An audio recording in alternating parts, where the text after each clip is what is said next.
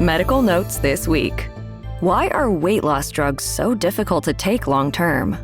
GLP-1 medications help suppress a person's appetite, but the various side effects like vomiting and nausea cause a majority of patients to stop using the drugs within a year.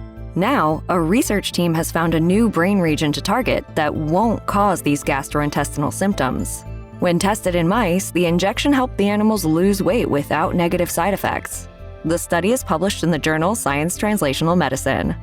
Alcoholism doesn't just affect one person. New research in the journal Aging and Disease shows that paternal drinking habits before conception can negatively affect fetal development. It can also cause symptoms of early aging in kids, even when consuming the legal limit. And the effects continue to worsen if both parents drink. You may soon be able to detect skin cancer at home. The ExoPatch is a silicone product that uses microneedles to pick up DNA information from our cells. It uses this data to detect cancerous fragments.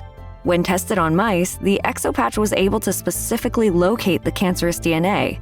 The scientists are now looking to do a pilot study in humans before moving into clinical trials. The research is published in the journal Biosensors and Bioelectronics. And finally, fix your bad knees without surgery. Osteoarthritis is a leading cause of adult disability, and there's no way to reverse the damage. However, scientists have found that making a small adjustment to how someone walks can cause the same amount of relief as medication. It also reduces cartilage damage in the knee. The study is published in The Lancet Rheumatology. And that's Medical Notes this week. I'm Mayan Vasta Betancourt.